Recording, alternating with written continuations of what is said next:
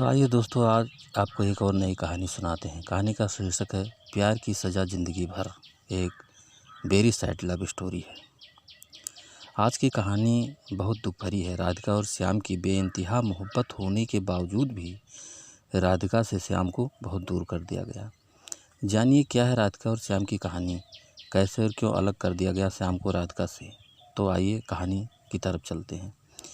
11वीं की परीक्षा हो चुकी थी। राधिका बहुत होशियार थी, लेकिन अपनी पढ़ाई के साथ साथ वह श्याम से भी बहुत प्यार करती थी।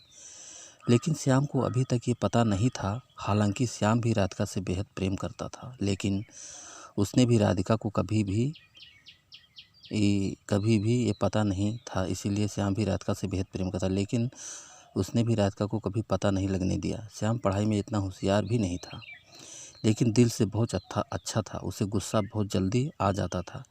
गुस्से के चक्कर में 2-3 टीचर को भी मार दिया था, लेकिन पिताजी पैसे वाले थे, इसीलिए स्कूल से किसी ने निकाला नहीं।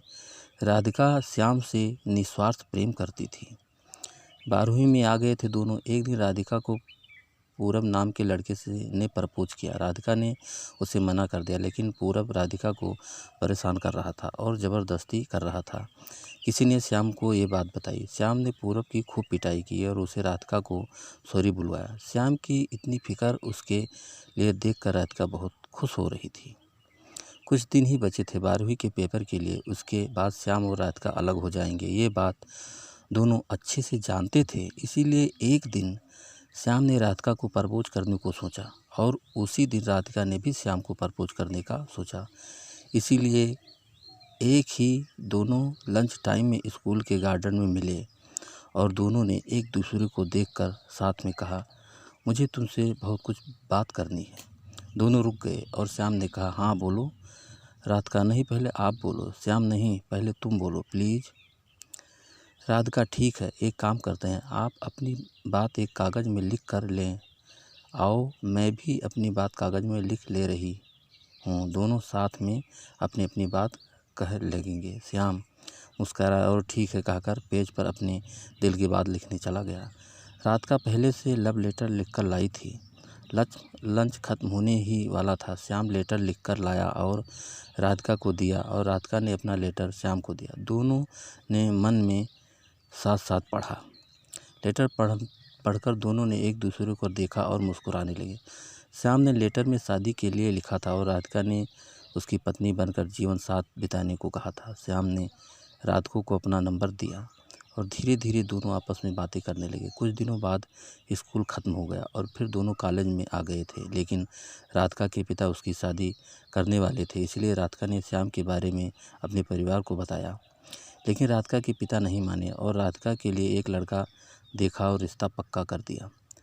राधिका श्याम के बिना नहीं रह सकती थी, इसीलिए राधिका ने भागकर शादी करने का फैसला किया, जबकि राधिका के पिता ने उससे साफ कह दिया था, अगर भागी तो दोनों को जान से मार देंगे।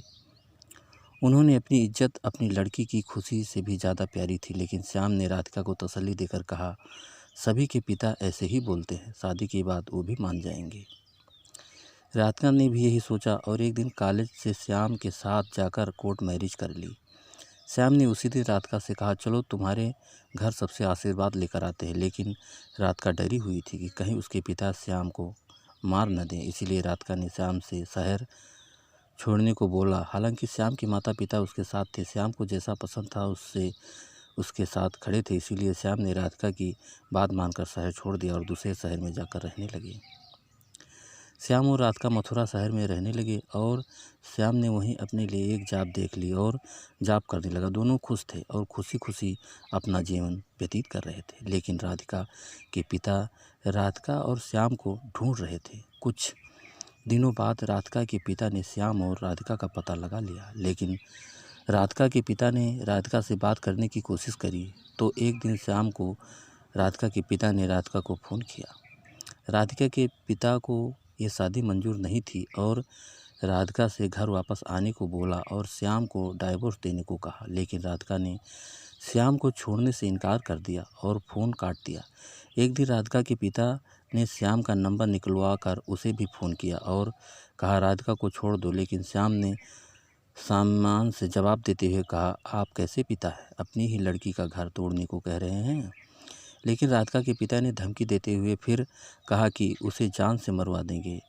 उन्होंने ये भी कहा कि सब पता है, तुम लोग कहाँ रह रहे हो। श्याम ने सुनकर फ़ोन काट दिया। श्याम ने राधिका को ये बात बताई। राधिका और डर गई और रोते रोते कहने लगी, गलती कर दी भाग कर शादी करके, अगर आपको कुछ हो गया तो मेरा क्या होगा। तब श्याम ने राधिका को समझाकर चुप कराया और कहा, ऐसे कोई किसी को नहीं मारता, बस डरा रहे हैं हमें ताकि हम अलग हो जाएं।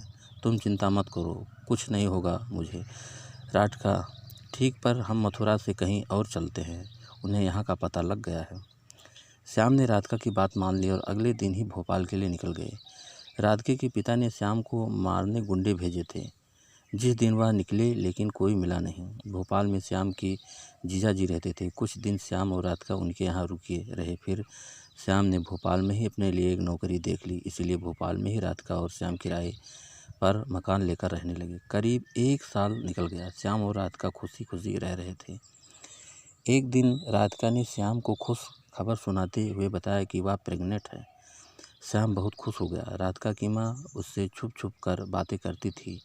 राधिका ने अपनी माँ को ये खबर सुनाई। उसकी माँ भी खुश हो गई और राधिका श्याम भी बहुत खुश थे। कुछ दिनों बाद राधिका की बहन की शादी थी। शादी के 1 महीने पहले राधिका के पिता ने अपनी पत्नी से कहा, मुझे पता है कि तुम राधिका से बात करती हो। राधिका की माँ डर गई और चुप ही रह गई, लेकिन राधिका के पिता ने अपनी पत्नी से राधिका और श्याम को शादी में बुलाने को कहा। राधिका की माँ सुनकर बहुत खुश हो गई। राधिका की माँ ने राधिका को फ़ोन किया और कहा, अगले महीने बहन की शादी है, तुम्हारे पापा ने तुम्हें और श्याम को बुलाया है। राधिका सुनकर खुश हो गई और पूछा, क्या पापा अब मुझसे नाराज़ नहीं हैं। माँ, नहीं, तभी तो तुम्हें और श्याम को इतने साल बाद बुला रहे हैं। राधिका बहुत खुश हो गई। शाम को जब श्याम घर पर आया तो उसने श्याम को बताया। श्याम ने कहा, ये तो बात अच्छी है। राधिका, चलेंगे ना हम लोग वहाँ। श्याम, हाँ, तुम चली जाना, मैं नहीं आऊँगा। राधिका, क्यों। श्याम, मेरा दिल नहीं कर रहा है।